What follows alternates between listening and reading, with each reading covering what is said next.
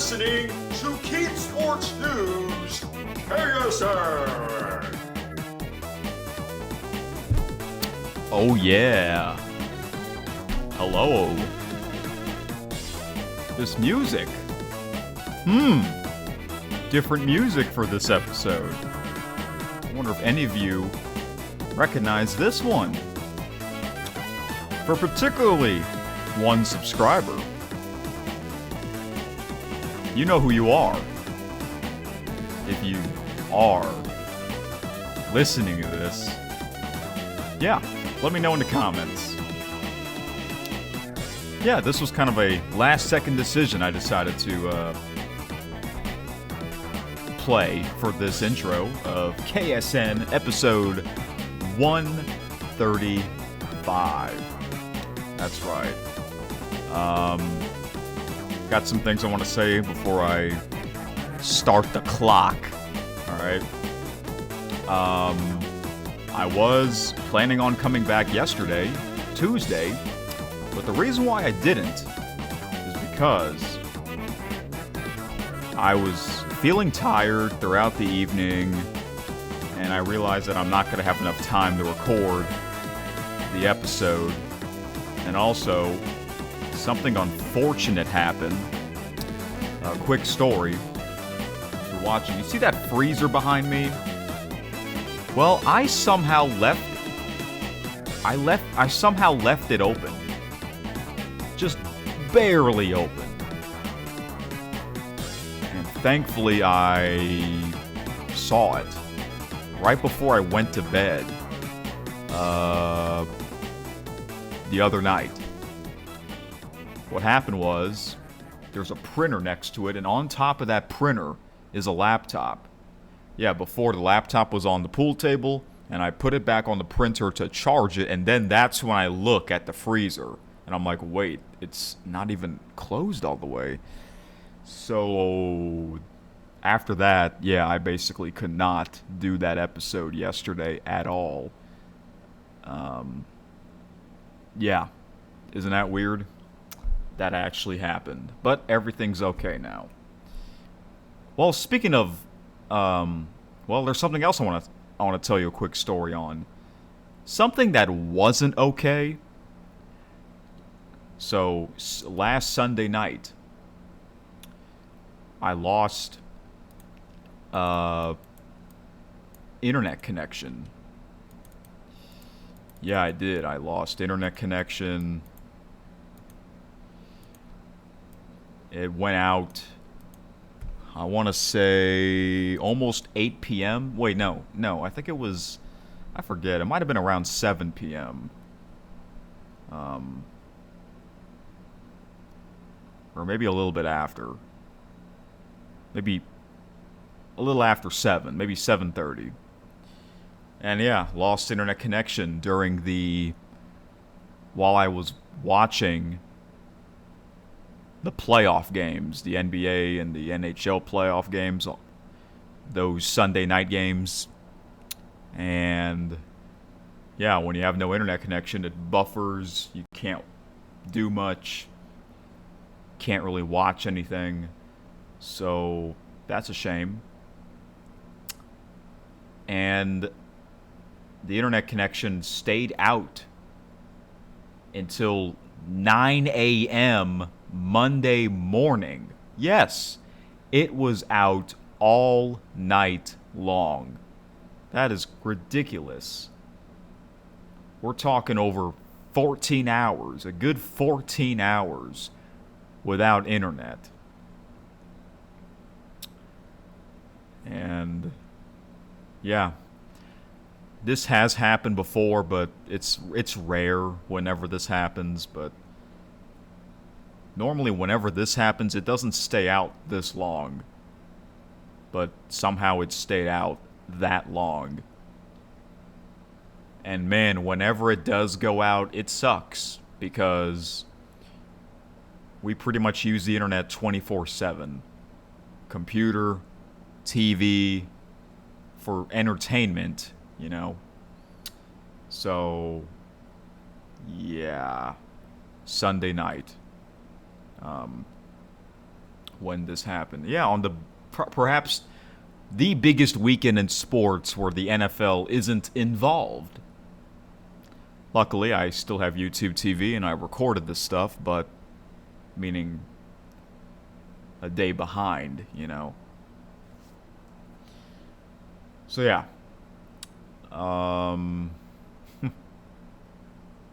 Yeah, I went out during prime time. That's like the worst time for it to happen. Although maybe not on that particular Sunday, because Sunday, the biggest event that happened this past weekend was the Indianapolis 500. What if the connection went out during the final lap or two of the biggest race in the world? That would suck. Okay, so yeah. Now, I'll be honest, I don't have much time to record this episode, but I can't go 2 days without putting it out an episode. So that means I'm going to use the clock. But we're going to go at a fast pace this time. See, remember when I first introduced the clock for the NFL draft? And it kind of became a thing after that. And I'm glad it is, because not many people follow this channel. But for those of you that do, thank you very much. When I say follow, I'm talking about following the podcast, not just clicking subscribe and not actually listening to the episode. That I don't count that. I know every YouTuber, they get subscribers like that. They'll click subscribe and they don't watch your content. You know, it's really about the views. To me, it's about the views. So, anyways, yeah, because I don't have much time, we're gonna go at a fast pace. I remember I used the clock 10 minutes for each topic. Then the last couple of times it was 5 minutes. We're going to reduce it to 3 minutes, okay, at a fast pace. I guess this could be like pardon the interruption style. I think, don't they use 3 minutes or 2? Because I know you can watch that show on ESPN, but you can also just listen to it as an audio show, and that's what I mainly do. I listen to it as an audio show. All right, here we go. 3 minutes. How many topics? 6 topics. No, 7. I almost said 6, 7. All right, here we go. Go. All right, so I already mentioned the Indianapolis 500. And, oops, that is the biggest event that happened this past Sunday. And I watched it live with my father. It was my father's birthday. So that's what we did early in the afternoon. I woke up really late, but I woke up just in time for the race. And I did record the pre-race show, and I watched that after the race. But since the race was on, might as well watch it live. And yeah, it was overcast, okay? It was raining, or not really raining. There were times where it looked like it was going to rain, but they did stop the race for a little bit because they thought rain was going to come. And yeah, so the Indy 500 was obviously one of the biggest events of the sports calendar year, even if you're not an Indy 500 Indy car racing fan. But it was an entertaining race. Fox, this was their second year broadcasting, and they did a great job. And there was a female driver. What's her name? Catherine Legge, or Leger. I don't know how to pronounce her last name. But yeah, there's some familiar names. Ryan Hunter-Ray, former winner who got out early in the race of a crash. The oldest racer, Helio Castroneves. Yeah, I was rooting for him because he would be the first ever, 5-time winner and the oldest winner ever in Indianapolis 500 history. Joseph Newgarden was taken out, I want to say 3/4 of the race. He won this back-to-back in 2023 and 2024. And man, the race had an exciting ending. This came down to the wire. These cars are going over 220 miles per hour. It's insane. So, yeah. It looked like David Malukas was going to win it. But at the last second, Felix Rosenqvist from Sweden, and turned out to be the closest. Oh crap!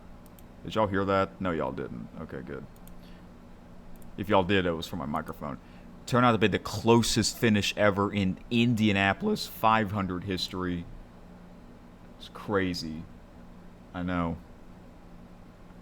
I'm glad I saw that live after all. You're probably wondering, what was my reaction? My reaction was like this. Doing that to the couch, it was so exciting. Before I get to the next topic, I forgot to mention, yes, Sunday night, was it Monday night? I did premiere a video of me watching an old Indy 500 race. It really happened. If you want to watch that with me, it's on there. From 2003. 23 years ago. If you're wondering why I picked that year, well, you're going to have to tune in. You're going to have to watch the beginning of that, or listen into the beginning of that video. And I'm glad I did that. I think I'm going to do that every year. Watch an old Indy 500, just like I do watching an old Super Bowl, even though I didn't do it this year. Didn't have the time. But I would, recent years I got into watching old Super Bowls, old NFL drafts, old home run derbies. That is coming up in about a little over a month. And old CFL Grey Cups. All right. And that was my first time actually watching an old Indy 500 race from start to finish. And I'm glad I did that. I might do that every year now, because there's a lot that you can find on YouTube. But wow, what an ending to that race. Something like that may not happen again for a long, long time. Okay, the next topic. Later that evening was the Coca-Cola 600 in NASCAR. Now, I mentioned Catherine. She also competed in this race. Yeah, they call it I think they call it the double duty or something like that. Yeah, it's always exciting when a race car driver competes in both races on the same day, which is insane. I mean, the biggest day of the year for you. So, or your life, actually. So the Coca-Cola 600 was Sunday evening. I couldn't watch it live because I had no internet. So I planned on watching it on...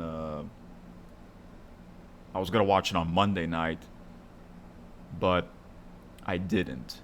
I didn't watch it until last night, Tuesday night, on YouTube. That's right, they already uploaded the full race on YouTube, just like the Indianapolis 500. You can watch it for free on YouTube, the full race. You just have to wait a day or two after it was broadcasted. That's awesome. That is awesome. I like that. So yeah, I watched the Indianapolis 500, the Coca-Cola 600 on YouTube. You know what the cool thing is?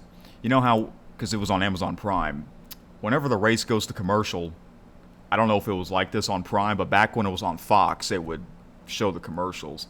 But on the YouTube, when they uploaded the full race on YouTube, when they went to commercial, they kept showing the race. The announcers weren't talking, so you get to hear the sounds of the race. Yeah, I like that. So this was 600 miles, Charlotte Motor Speedway. It's their longest race. It was over 4 hours. And yeah, they did a tribute to Kyle Busch. Oh yeah, I forgot. I forgot to mention they did the same thing at the Indy 500 during lap 18. What do they call it? The pylon. They lit it up during lap 18. He wanted to compete in that race. Sadly, we're never going to see that.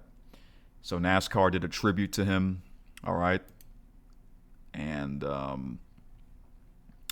yeah, it was a pretty entertaining race. I wasn't really locked into it because I was watching, I was also watching the playoff games at the same time.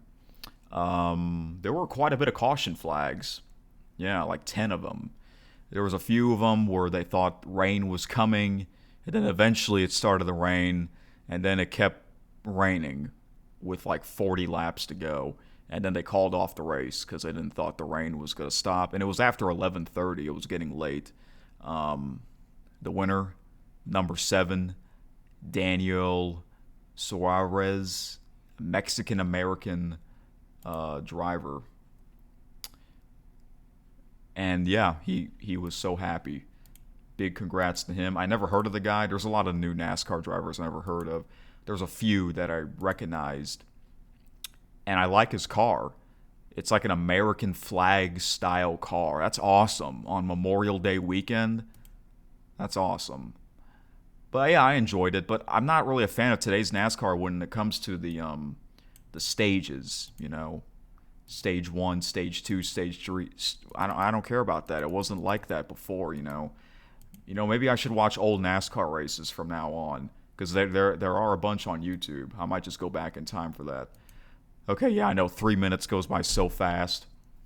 It's all about the speed. IndyCar, NASCAR, there's the speed. Here I am doing a speed episode. All right. French Open, tennis, second Grand Slam tournament started also on Sunday. I didn't watch much, because the other events and the first round matches there weren't that many exciting ones to me.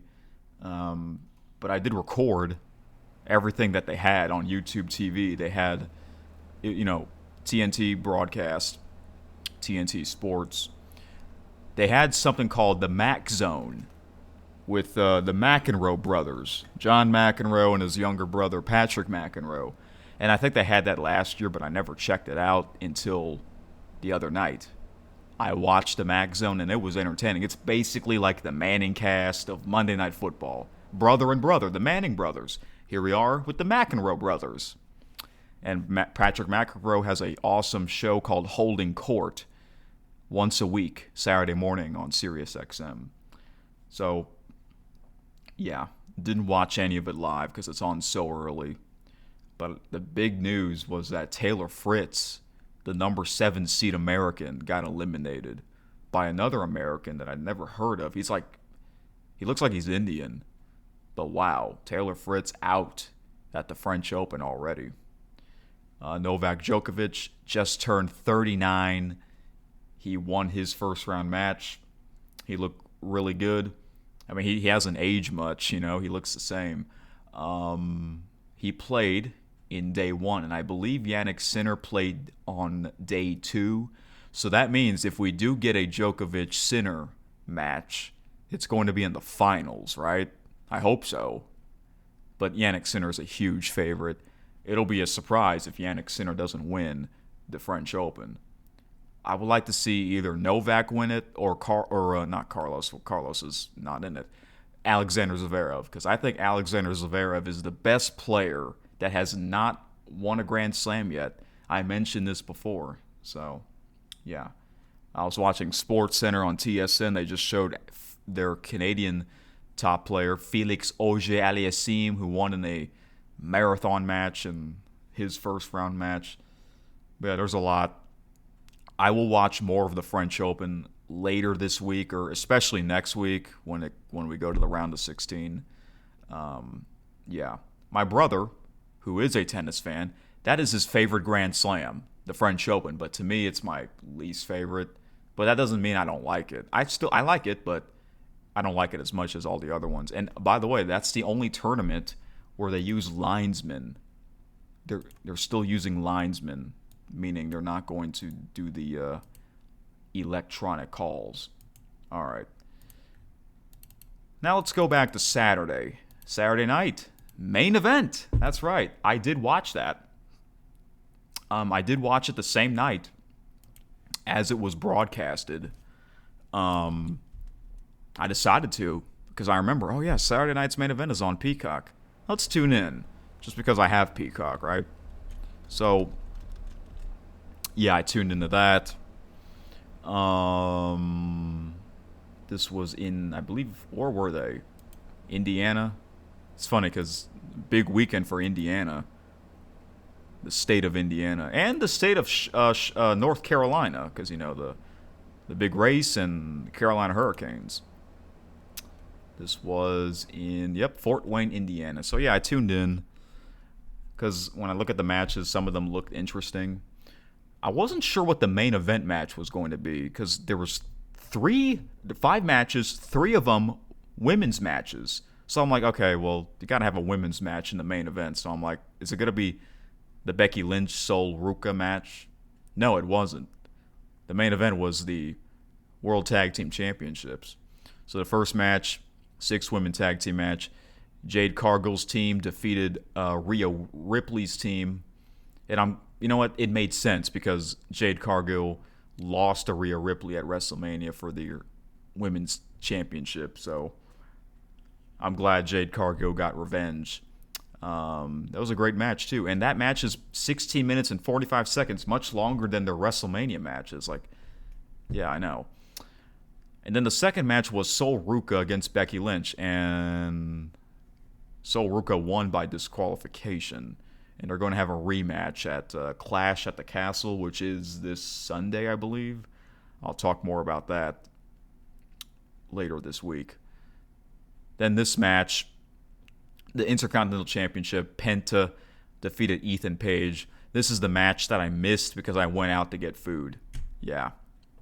Then the match after that was the Women's Tag Team Championship. Paige and Brie Bella, they successfully retained their titles against the Irresistible Forces. I'm a little bit surprised by that. Yeah. Nia Jax, her partner is just as big as her. Lash Legend. I wonder if Lash Legend weighs more than Nia. Then the main event was The Vision, Austin Theory, and Logan Paul. They successfully retained the titles against the Street Profits. I was not surprised there.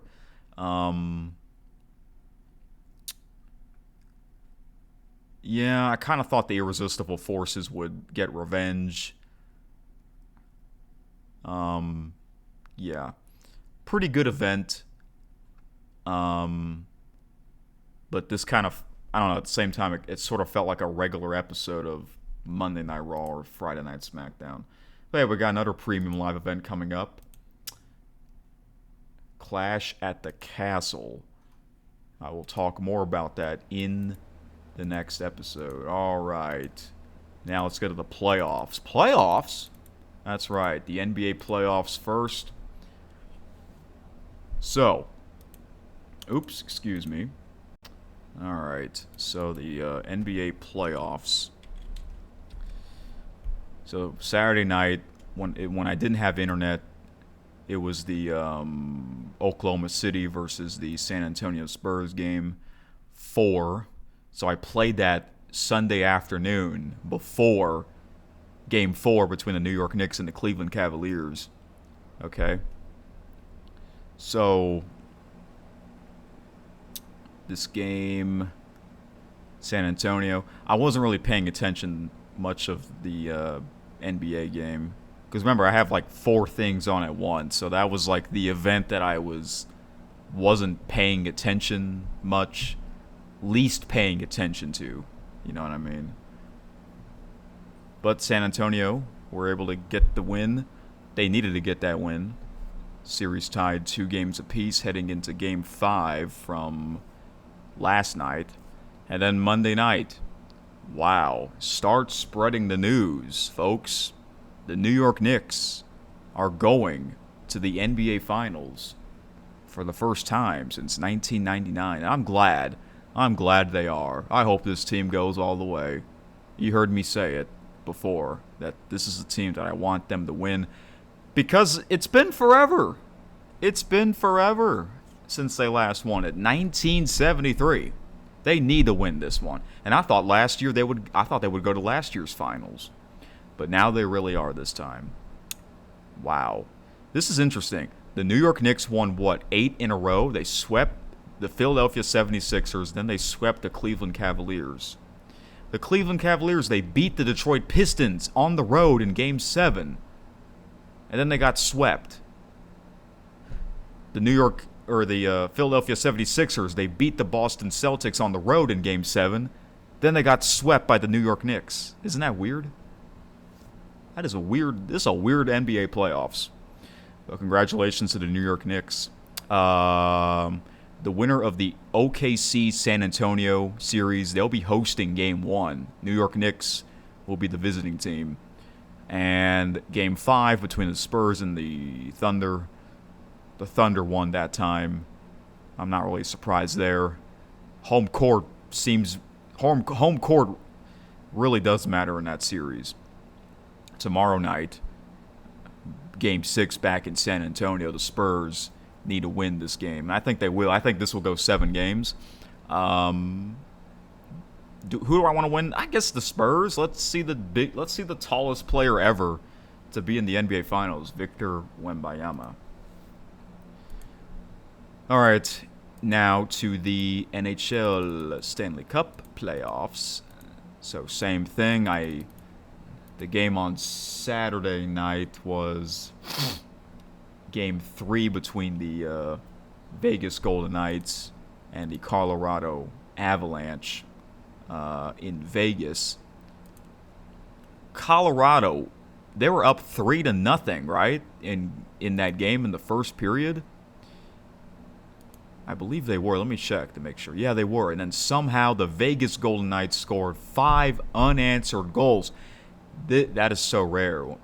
A team down 3-0 after the first period, they score the 5 unanswered goals, and they win. For some reason, I said to myself, why am I not surprised? Because it's Vegas. So they won Game 3. Up 3-0 Monday. Carolina Hurricanes at the Montreal Canadiens. Game 3. Hurricanes won in overtime. They won another overtime game. Oh my gosh.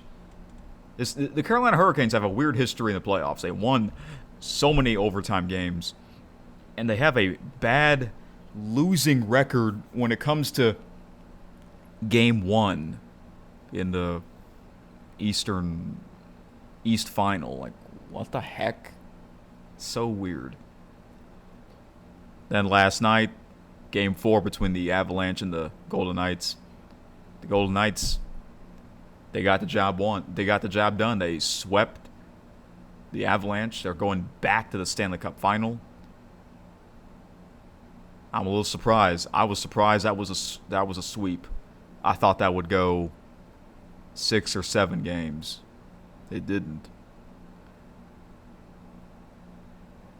And tonight, Game 4 between the Hurricanes and the Canadiens. What if that goes 7 games? And then the Canadiens, they'll pull off a miracle again in the Game 7 on the road. Which I do hope that happens. Yeah, I'm going to cheer for the Canadiens. I do hope the Canadiens go all the way. Because I know they won the most Stanley Cup, but it's been a while. It's been like 30 years. And it's also been 30 years since the last time a Canadian team won the Stanley Cup. So, yeah. It'll be interesting. All right. Because Vegas, they're going to wait perhaps, over a week, just like the New York Knicks. You know what's funny? Both the Golden Knights and the Knicks, they won 4-0 on a sweep. And both those series were on ABC and ESPN. ESPN broadcasts both ended in a sweep, 4-0 sweep. Isn't that interesting? So what is ESPN going to show tonight, tomorrow night? A bunch of 30 for 30 documentaries? Huh? I don't know. That's a good question. It's going to say to be announced on your TV guide. Yeah. All right, I believe this is the last thing before I get to the birthdays. Yes, it is. All right. And that is the UFL. I forgot to show you the shirt that I'm wearing. I think I showed you this before. If not, that's right. I officially got the Houston Gamblers shirt. I want to say I wore this before in a previous episode of KSN, but it's been quite some time. Yeah, speaking of it's been quite some time, I haven't watched a UFL game in quite some time. I'm like 2 weeks behind now. So I got some catching up to do. The reason why is because of all these other events. I know I'm a big UFL fan, but these other events are bigger. You know, playoffs, the big races, you know, this past Sunday. Didn't have internet Sunday night. So that delayed like everything, you know. I was planning on to watch one Monday night, but didn't have the time, so I finally watched the Gamblers game. It was against the Orlando Storm. Yeah, that game from 2 weeks ago. I finally watched that. That's why I'm wearing the shirt. And that game, that was the only game I watched. So yeah, I got some catching up to do. But because now that there's no double playoff games every night, because an NHL and an NBA conference final ended in a sweep, I can watch more UFL games. I can probably watch 2 a night if I want to. And if I fast forward through the commercials, you can really watch a football game in a little over 2 hours, skipping the commercials and the halftime show, you know. But man, the Gamblers, they came up short. They were going to kick the game-winning field goal, and I saw the top of the uprights. They were kind of moving. And I'm like, oh, it's windy, and they missed. Damn. Gamblers, they're now what? 2-4, I think. Was this week 6? I think this was. They should be 3-3, I think. Yeah. But anyways, the main thing I want to talk about real quick is there was a ton of empty seats. Where was everyone? That's not good. The city of Houston, one of the biggest cities in the country, there were a ton of empty seats. I think they have the least attendance out of all the UFL teams. That's sad. I hope they don't move. I hope they stay next season because I want to go to a game. Watch them move. They're gonna move. They're gonna leave Houston because least the amount of fans. Well, I don't know. The game looked very hot there. Maybe that's why.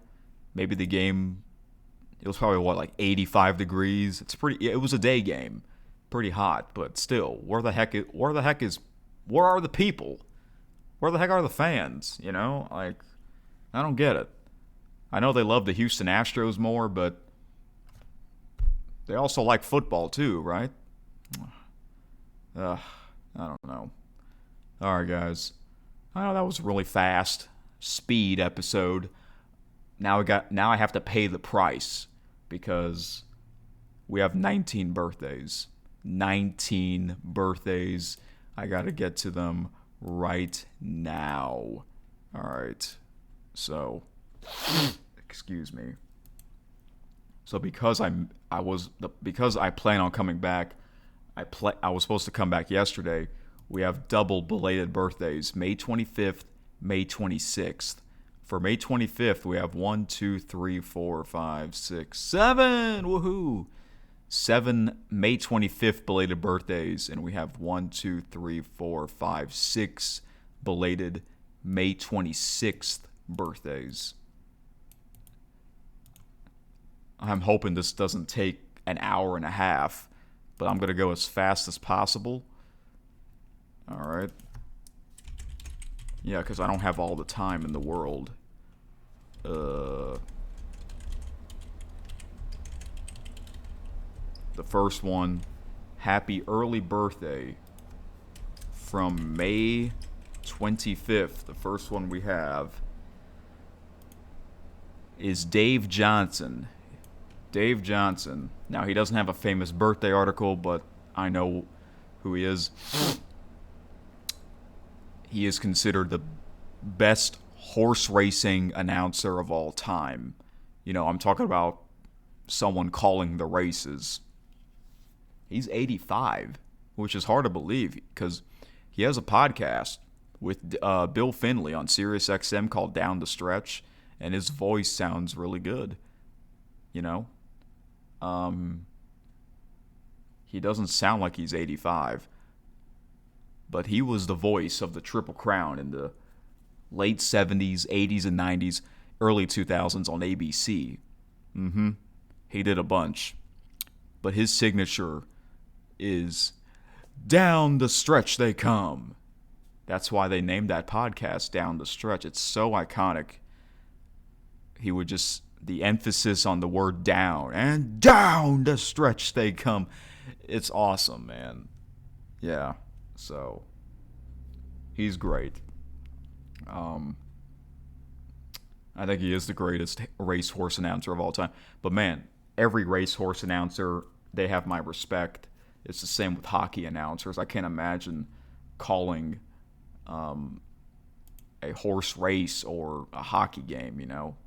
So, yeah, Dave Johnson. I'll have to, I'm listening to that podcast about once a week because of the Triple Crown season. All right. Next May 25th birthday is Alberto Rodriguez. He was also known as Alberto Del Rio when he was with WWE. So, because this is a speed episode, I have to keep this fast, all right? Because I don't have much time. So, Alberto Rodriguez, but he was most well known as Alberto Del Rio when he was with WWE. All right. He was also known as Alberto El Patron. This Mexican professional wrestler has won the WWE Championship twice. Before fame, he worked in Mexico and Japan under the ring name Dos Caras Jr. before being signed to WWE. Trivia, he competed as a professional mixed martial artist and had a record of 9 wins and 5 losses. Family life, he has a younger brother, Guillermo.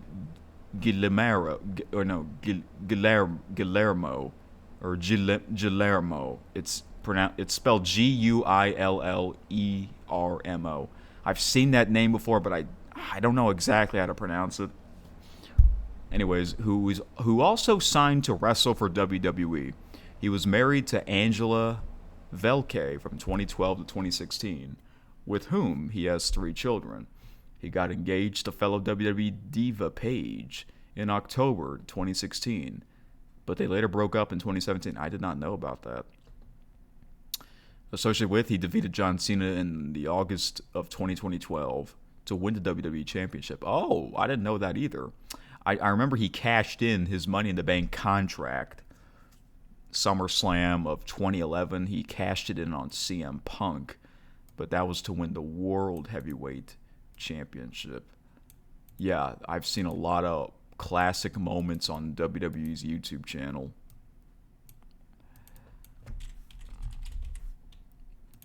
Next one, we're going to stay with pro wrestling. Next one is Taylor Michael Rotunda. He was also known as Bo Dallas, who recently got released by the WWE, which is very unfortunate. WWE wrestler who became a 3-time FCW, that stands for Florida Championship Wrestling, heavyweight champion. He also won an NXT championship in 2013. Before fame, he was a tag team champion with his brother Wyndham. Trivia, he was initially going to attend Weber International University in Florida, but decided to pursue wrestling. Family life, his real name is Taylor Michael Rotunda, his father Mike Rotunda, and grandfather Blackjack Milligan were both professional wrestlers, as were his uncles Barry and Kendall Wyndham and his brother Bray Wyatt. He has dated Liv Morgan, associated with, he defeated Drew McIntyre at the WWE House Show in 2012. So, yes, Mike Rotunda is his father. Bray Wyatt, God rest his soul, was his brother. Mike Rotunda was known as Erwin R. Shyster, known as IRS. Yeah. But yeah, it's funny because I never really knew that Bray Wyatt was his brother until I looked up Bo Dallas, And that's why Bo Dallas, he became this character basically honoring Bray Wyatt, and then sadly he wasn't used very much and he got released by the WWE earlier this year, not too long ago. Yeah. Okay. Next is Aly Raisman. So Aly Raisman, gymnast. American Olympic gymnast who won 2 gold medals at the 2012 London Olympics and another gold medal at the 2016 Rio Olympics. She began learning gymnastics. This is before fame. She began learning gymnastics at the age of 2 and completed high school online while training for the 2012 Summer Olympics. Trivia: she won the gold medal for floor exercise in 2012 with an amazing 15.600 score. Family life: her mother was a gymnast in high school. She grew up alongside her 3 siblings, Madison, Brent, and Chloe. She dated Colton Underwood from 2016 to 2017. Associated with, she shared her team gymnastics Olympic gold medal with Gabby Douglas in both 2012 and 2016. So yeah, I do remember Aly Raisman watching the Olympics in 2012, London, and 2016 in Rio. I remember her, Gabby Douglas, and of course Simone Biles. They were all on that team, women's USA team for gymnastics. So yeah, you notice I was talking really fast. Might as well keep it speed. Keep it going. Speed like Lightning McQueen. By the way, that movie is it's pretty soon that movie's going to hit its 20th anniversary. Next one is David Pastrnak, the Boston Bruins player. Turned 30, from the Czech Republic.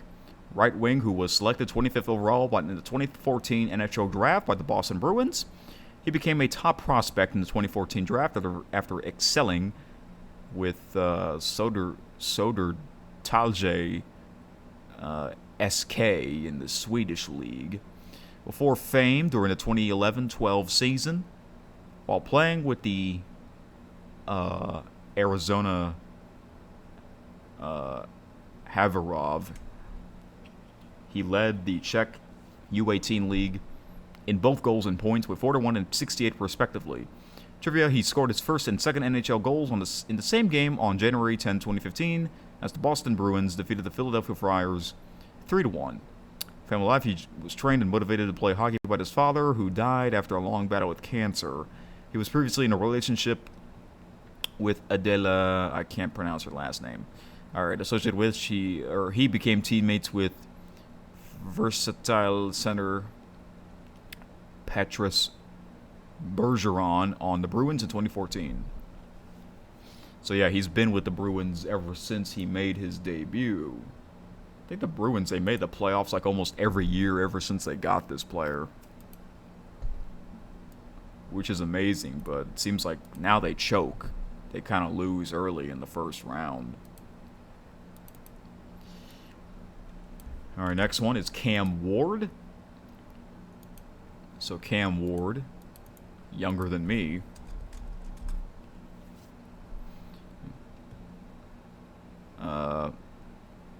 Collegiate quarterback, football player, athlete, and NFL prospect who originally began his NCAA career at the University of Incarnate Word. As a sophomore at UIW, he was named the Southland Offensive Player of the Year. Since then, he has played college football at the University of Washington State and the University of Miami. He was drafted first overall by the Tennessee Titans in the 2025 NFL Draft. Before fame, he was a 2-sport athlete while at Columbia High School. In addition to playing football, he also played basketball. Trivia: as a freshman in Incarnate Ward, he led the entire FCS in touchdown passes with 24. As a result of his successes, he was given the Jerry Rice Award. He stands 6 feet 1 inch tall and weighs approximately 185 pounds. Family life: he grew up living with his family in Lake Jackson, Texas. Ward's cousin is Baylor Bears and Virginia Tech Hokies quarterback Kyron Drones. Associated with, he and Leonard Taylor III have played football, college football, for the Miami Hurricanes. So yeah, he's a new quarterback. This is only going to be his second year. Last year, the Titans had the worst season, right, in the NFL? Just about. I think at one point the Titans were winless for a while, and then they won some games towards the end of the season. You notice I'm talking fast? Yeah, I might as well keep talking fast like that so I can get used to it. Keep practicing, right? Let's keep this speed going. Last birthday from May 25th is Leati Joseph Anoa'i, also known as Roman Reigns, the tribal chief. That's right. The most popular birthday on May 25th. Born in Pensacola, WWE Universal Champion who made his debut in 2012 as a member of The Shield. In 2016, he was drafted to the Raw brand. In 2018, he went on a hiatus after being diagnosed with leukemia. In 2019, he appeared on the action film Hobbs and Shaw. Before fame as a player, he was signed to the Minnesota Vikings and the Jacksonville Jaguars in 2007, but did not make the final roster. Trivia: he was a Florida Tag Team Champion while wrestling in Florida Championship Wrestling. Family life: his birth name, okay, I already said it. In 2014, he married Galena Becker. He has a daughter named Joelle and 2 sets of twin boys. 2 sets of twin boys, wow. Associated with, he was a co-founder of The Shield with Seth Rollins and Dean Ambrose in 2012. This was back when he was the big dog, and then The Shield split up, and then he became the face, and people did not like that. People did not like that they chose Roman Reigns to become the face of the company because they were calling him like John Cena 2.0, you know. So, but he finally changed his character, and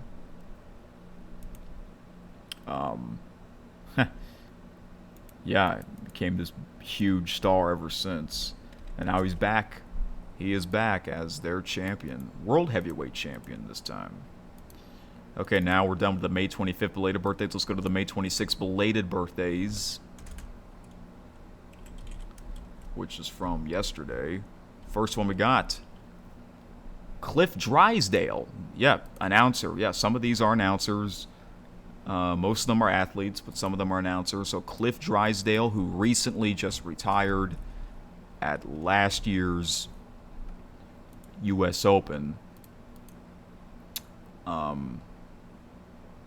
Yeah, he doesn't have a famous birthday article, but Cliff Drysdale, a former South African tennis player.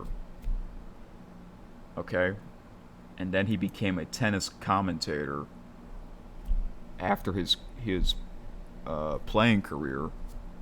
This is back when he played in the 60s and early 70s with wooden rackets. You know, tennis was quite different back then. He joined ESPN. He became a tennis commentator for ESPN from the network's inception in 1979. And listen to this. I'm reading the Wikipedia article. Following the retirement of Bob Lay in 2019, Drysdale became the longest-serving commentator at ESPN. He commented his last match for ESPN at the U.S. Open on September 4, 2025, calling the semifinal match between Aryna Sabalenka and Jessica Pegula. ESPN did an extensive tribute to his career that aired during his last match. And yeah, that was pretty sad to see him go. 85. Yeah, and I remember, great voice. He doesn't look like his age. I know. Some people are like that, you know. Yeah, like Dave Johnson. He doesn't sound like he's that old. Yeah, Cliff Drysdale. He's great. I wish, you know what? Because that was his last year, I wish he called the final, the women's final. He normally calls women's matches. He should have called the women's final. No disrespect to Chris Fowler. Although he actually did call the women's final in 2023 because Chris Fowler, he called the Texas-Alabama game that night. Normally, it's Reese Davis that calls the Week 2 Saturday night game on ABC because Chris Fowler would have to call the women's final, but that did not happen in 2023, so they chose Cliff Drysdale. Yeah. All right. Next one is another announcer. Another great announcer. Okay. Let me just say his catchphrase. You are looking live. That's right. You know who I'm talking about. The great Brent Musburger. That's right. That's what he would always say at the beginning of the broadcast. You are looking live. He's one of the all-time greats. Yeah, he's 87. I know he's getting old. Born in Portland, Oregon. Sportscaster of the Super Bowl. Yeah, he has a famous birthday article. Sportscaster of the Super Bowl, NBA, and NCAA championships. Before fame, he worked as an umpire. What? I never knew that. He worked as an umpire in minor league baseball. Trivia: he appeared in a few films such as Rocky II while he was a reporter. I did not know that, but he was really young back then. The Rocky movies are from the 70s, right? Family life: he married Arlene Claire Sander on June 8, 1963, and they had 2 children together. Wow, he's been married for over 60 years. Can you imagine being married for that long? And he was really young when he got married. He was 24. Associated with, after he left CBS, his NFL Today hosting position was filled by Greg Gumbel. So yeah, I read his Wikipedia article. Some of it. He was at CBS. He was at CBS.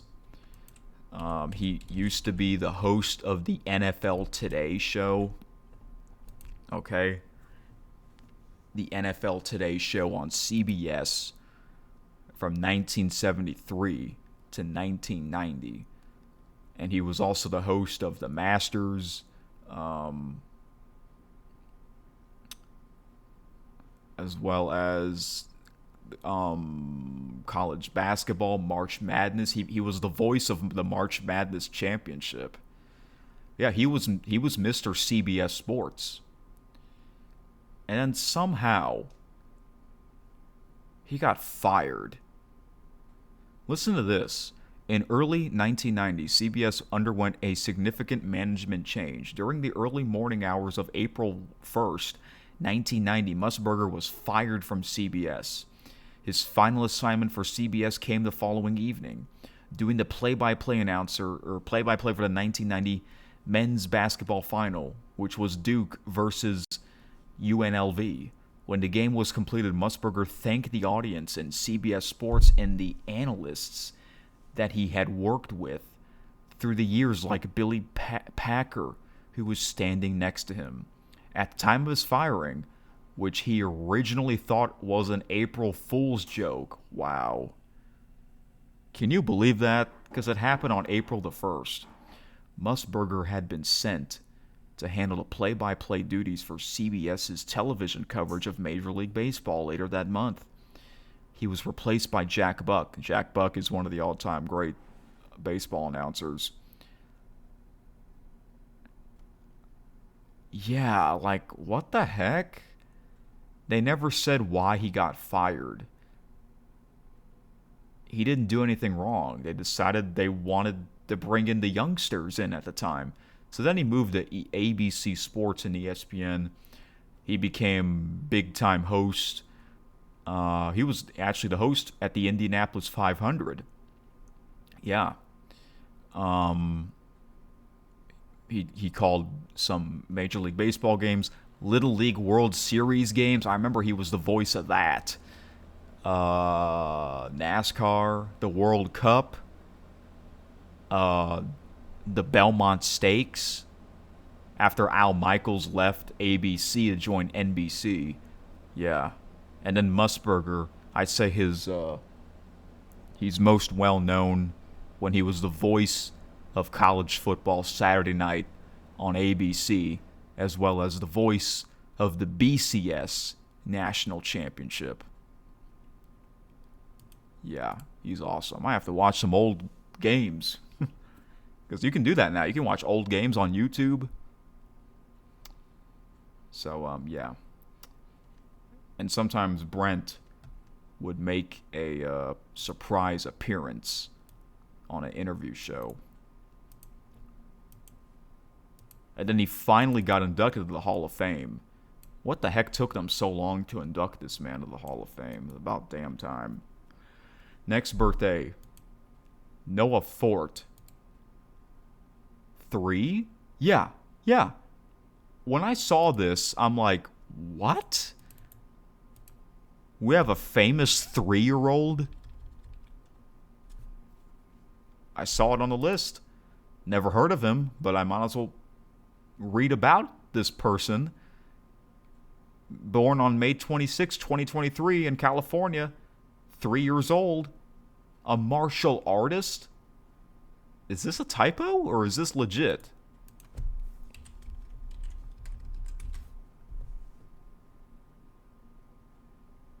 Wait. I looked him up.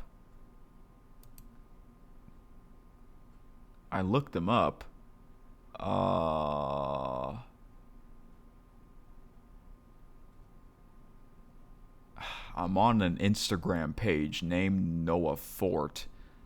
It says martial arts, but he looks like he's a teenager or a grown man. Okay, so this has to be a typo on famousbirthdays.com. I assume, do they mean born in 2013? So I guess he's 13? I don't know, but that's why I added this. I guess I'll read this real quick. Martial artist and karate black belt known for his expertise with a bow staff. He is inspired by sci-fi, action, and superhero films. He has amazed more than 300,000 followers on his TikTok account. Before fame, he was 4 years old. Okay, so yeah, he's not 3 because they already mentioned when he was 4 years old, he attended. Oh, he was 4 years old when he attended his first martial arts class at a karate studio. Trivia: he was a Guinness World Record holder. He appeared in the Italian television show Lo Show dei Record. His Instagram page had become a hub for him to share some photos from his life, including selfies and some snapshots of him attending various events. He has gone on to amass a following, more than 30,000 fans. Early family life: his father Nathan owned Hollister's West Coast World Martial Arts. His mother is Lisa. His younger brother is Aiden. Associated with: he dressed as Keanu Reeves' character John Wick to play games at an arcade. Wow, that's kind of funny. Famous birthdays. Really? A typo? 3? Is he 3 or 23? Okay, moving on. Next one we got. Yeah, I'm not kidding, folks. Look up May 26 athletes' birthdays. You'll see it. It'll say number 3 next to his name. Lindsey Horan. Women's soccer star, most famous for being a member of the clubs like the Colorado Rush and the U.S. national team. She helped the U.S. national team win the 2019 World Cup. Before fame, she was ESPN's number one ranked college prospect coming out of the Golden High School. She was a standout player at Golden High School, where she was included on the Parade Magazine High School All-American team. Trivia: she led the United States in scoring at the 2010 CONCACAF Under-17 Women's Championship. Family life: her parents are named Mark and Linda. She has a brother named Michael. Associated with: she and Stephanie Cox have both been called up to the senior United States women's national team. So yeah, I remember her. I remember watching Team USA play at the 2019 World Cup, as well as the 2023 World Cup. Yeah, she would wear that headband. the women's national team, U.S. women's national team back then, when they had Alex Morgan, right? Yeah, great, fantastic team. That 2019 USA team was just magnificent. I said it. I said magnificent, the name of the main channel. All right, we got to move on here. I'm moving pretty fast. That's really good. Again, I'm only doing this fast because I don't have much time. But better than nothing, right? Next, we got Micah Parsons. Micah Parsons. He's 27. Uh-oh, don't join the 27 club now. Linebacker and defensive end known for playing with the Dallas Cowboys. He is popular on Instagram and has over 1.1 million followers for his football and lifestyle content. Following a public contract dispute with Jerry Jones, he was traded to the Green Bay Packers before the start of the 2025 season. Yeah, that was the big news last year. Before fame, he played for Penn State University from 2016 to 2020, but opted out of the 2020 season due to COVID-19. He declined the rest of his college eligibility in 2021 and entered the 2021 NFL Draft. Trivia: he has the 13th most amount of sacks by a rookie in Dallas Cowboys history. He was named an All-Pro team during his rookie season in 2021. He participated in the 2021 Pro Bowl. Family life: he was born in Harrisburg, Pennsylvania. He has a son named Malcolm. Associated with: he was involved in a controversy when he took a picture with sportscaster Kirk Herbstreit on the set of ESPN's College Game Day. Controversy? Well, why do you call that controversy on game day? What the heck? Was it because he played for Penn State and Kirk played for Ohio State? That's a rivalry. Okay, then. Okay. Is that the last birthday on... Yep, that is the last belated birthday on May 26th. Now we're going to go to today's birthdays. We got 1, 2, 3, 4, 5, 6. 6 more birthdays. Okay. Man, if this was Saturday's episode, this would be probably another 2.5-hour episode, maybe. Because remember, no clock. I can take my sweet time. Alright, first one. Oh, wait, no, excuse me. This is the last belated birthday. My apologies. This one. The next one is the last birthday from May 26th. And his name is Matrick Mondre Belton, known as Trick Williams. Okay, so yeah, I go by the most popular birthday for last. Okay, so Trick Williams, born in Columbia, South Carolina, the current United States WWE champion, pro wrestler who signed with World Wrestling Entertainment in 2021. His Instagram account features fitness, portraits, and snapshots from wrestling matches. His content has helped him earn 340,000 followers. Before fame, he played college football for the Hampton Pirates and the South Carolina Gamecocks. His Twitter account consists of promotional information about upcoming fights. One of his most popular Instagram reels is a collaboration with WWE and has gained more than 3 million views.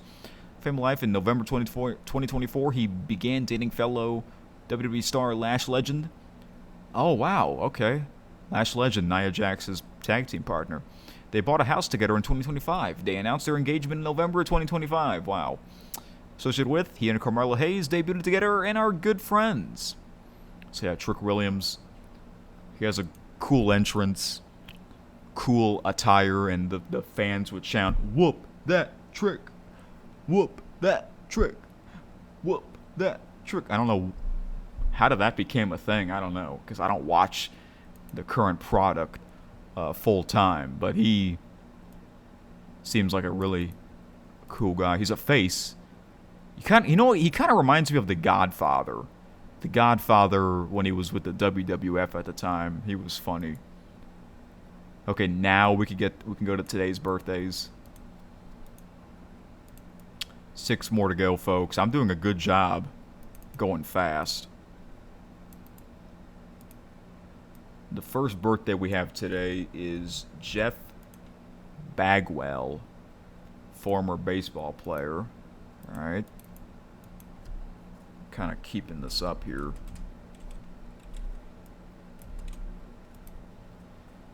Born in Boston, Massachusetts, 4-time MLB All-Star first baseman who spent his entire 15-year career with the Houston Astros. He was named the NL Rookie of the Year in 1991 and the NL MVP in 1994. 1994 was the year where the World Series got canceled because of the players' strike. He hit .297 with 449 home runs over the course of his career and was elected into the Baseball Hall of Fame in 2017. Before fame at Xavier High School, he played baseball, basketball, and soccer. He was a 4th-round pick for the Boston Red Sox in the 1989 MLB Draft. Trivia: he was acquired by the Astros in a 1990 trade with the Red Sox that is widely considered one of the most lopsided deals of all time. In the deal, the Red Sox received relief pitcher Larry Anderson, who would only pitch 22 innings for the team. Family life: he married his second wife, Erica Rodriguez, in 1997. Associated with, in 1994, he became the first National Leaguer to finish in the top 2 batting averages, home runs, RBIs, and runs scored since the legendary Willie Mays in 1955. So I heard of this player before, but I've heard a lot of Hall of Famers from the past, before I was born, and that's why I remember his name, and I read about the guy.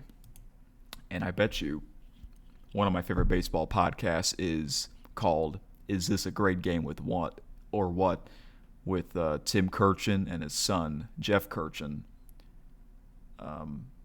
They would do a segment called "On This Date," and which is basically like birthdays. So I'm sure Jeff Kirchin or Tim Kirchin would say, "Okay, on this date, May 27th, Jeff Bagwell was born," and he would talk about that player. Yeah, Tim Kirchin, he's a baseball expert, knowledge historian. Like, wow. Amazing. So, yeah. All right, next one we got is Pat Cash. Pat Cash, tennis player from the old days. Born in Melbourne, Australia. Former Australian tennis pro who was the 1987 Wimbledon champion. In 1988, he reached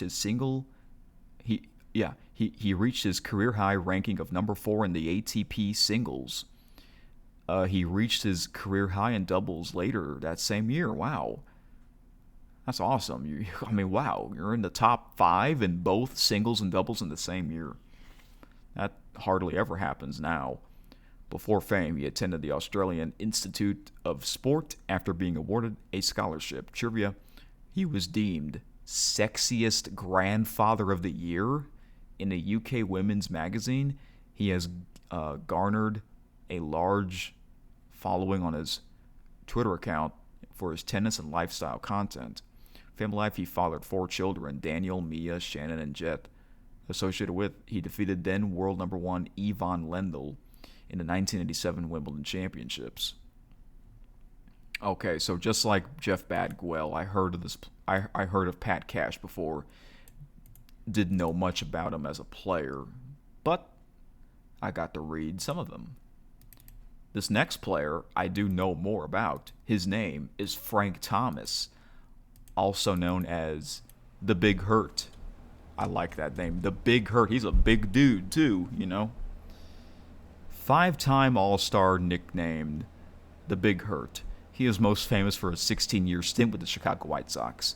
He was named American League MVP in consecutive years in 1993 and 94. His official fame has earned him more than 80,000 followers on Instagram. Before fame, he played football as well as baseball at Auburn University.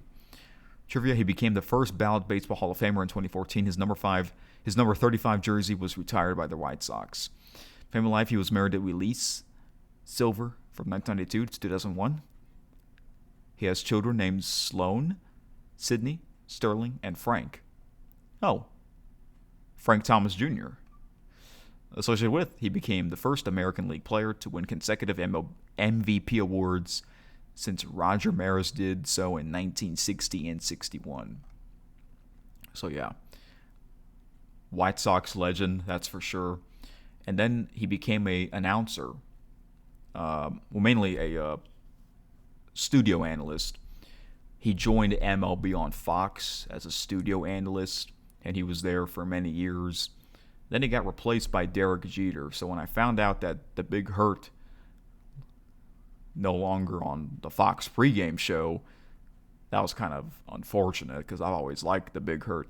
And whenever, if y'all were watching MLB on Fox back then, the studio show, the host, Kevin Burkhardt, when he introduces the Big Hurt, Frank Thomas would do the point. He would do the point. That was funny, with a big smile on his face.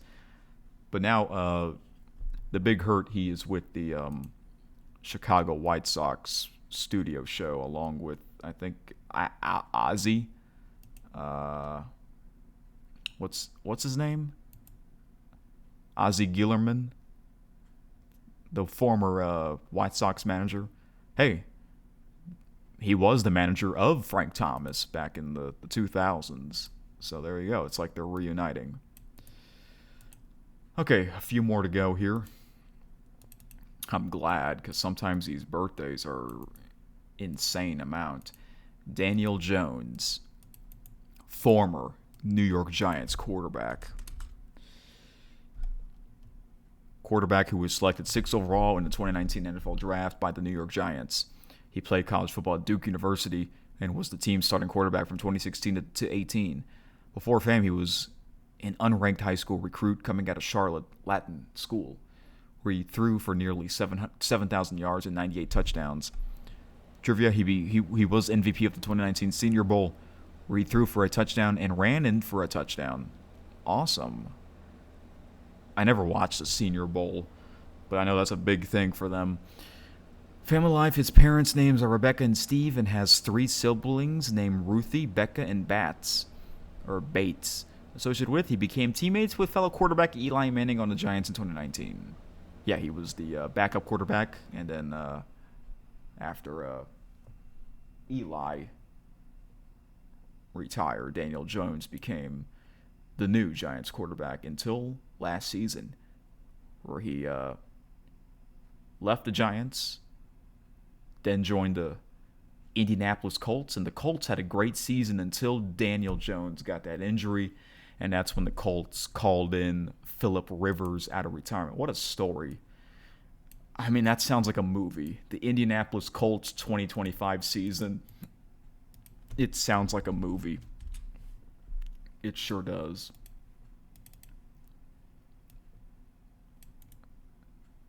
Next birthday, Jade Carey, gymnast. Born in Phoenix, Arizona. She's about 1 year older than me. Artistic gymnast who has rose to fame as the 2017 U.S. Classic winner in the vault and floor routine events. She previously finished as a winner in the vault in the 2017 U.S. National Gymnastics Championship Tournament. She also earned a spot on Team USA in the 2021 Olympics and won a gold in the women's floor exercise. I do remember that. That's how I remember her. So, before fame, she began taking gymnastics classic at age 1 in 2001. You have to be born to be a gymnast. You really do. She competed at the 2016 Junior Olympics. Trivia, she won the American Classic events in vault, balance beam, and floor. She enrolled to compete in gymnastics at Oregon State University in 2018. Family life, she has 3 siblings named Alexis, Tava, and Xandon. Her father is her coach. Associated with, she competed at the 2017 U.S. National Gymnastics Championships alongside Ashton Locklear for the U.S. national team. I don't remember if she was at the 2024 team. I want to say she was, but I know for sure.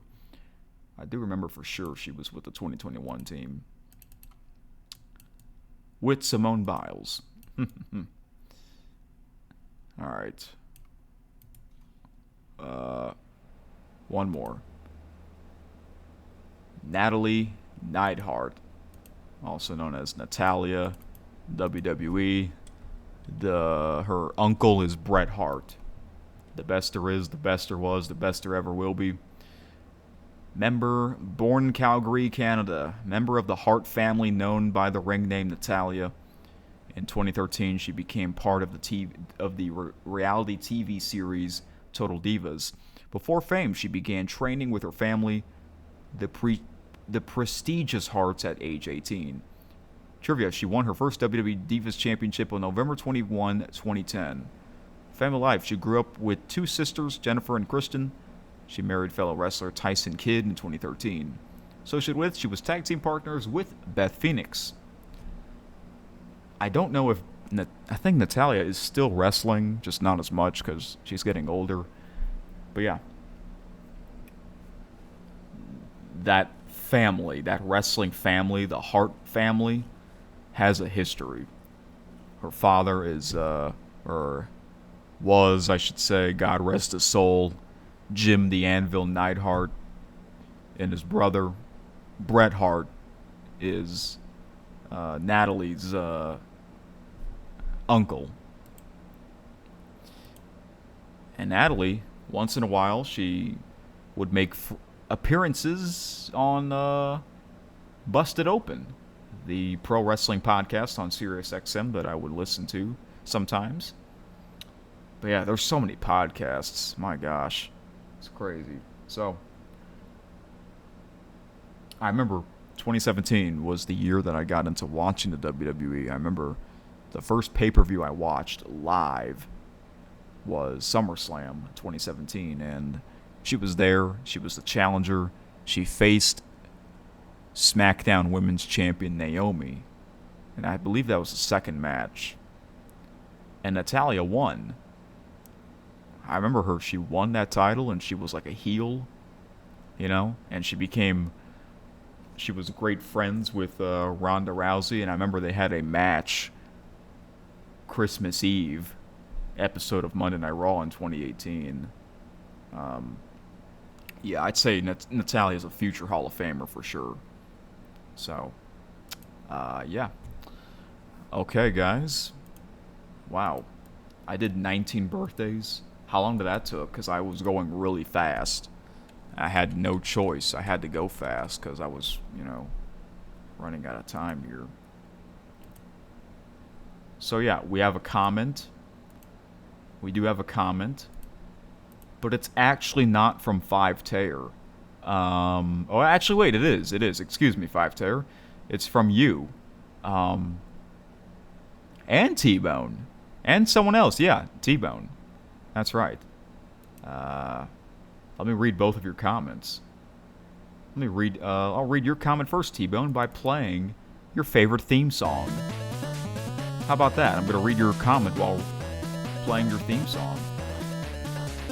Both your comments were from episode 134, the Sports Scorebug Rankings List, a special Sunday episode. T-Bone said, I really hope Fox will change their scorebug soon. MLB scorebug. Yeah, I hope so too, because that is our least favorite. How soon are we talking? It would have to be the MLB All-Star game, but I don't think so. It's probably going to happen at the postseason, even though we thought that would happen at last year's postseason, but it didn't happen. But that's 5Taylor's number one favorite MLB scorebug. And 5Taylor says, I had a ton of fun showing you these. I may have gone through the slides a little too fast sometimes, but maybe that was a good thing.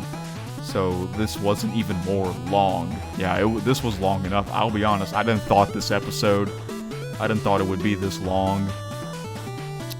Honestly, I didn't thought it was that many score bugs either, but you picked every single score bug from today's television, so I gotta say, good job on making that PowerPoint / Google slide.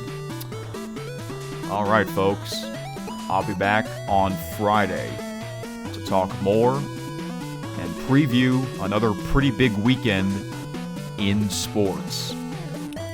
Alright, I will see y'all in 2 days. And I'll do another special Saturday episode. Yeah, it's going to be 3 episodes a week from now on. Alright. Have a good one.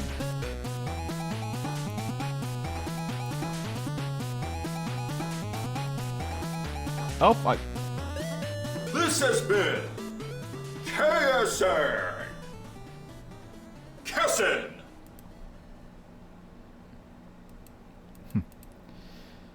At first, like, it's not going to play the video? There you go. Okay, that's it for real.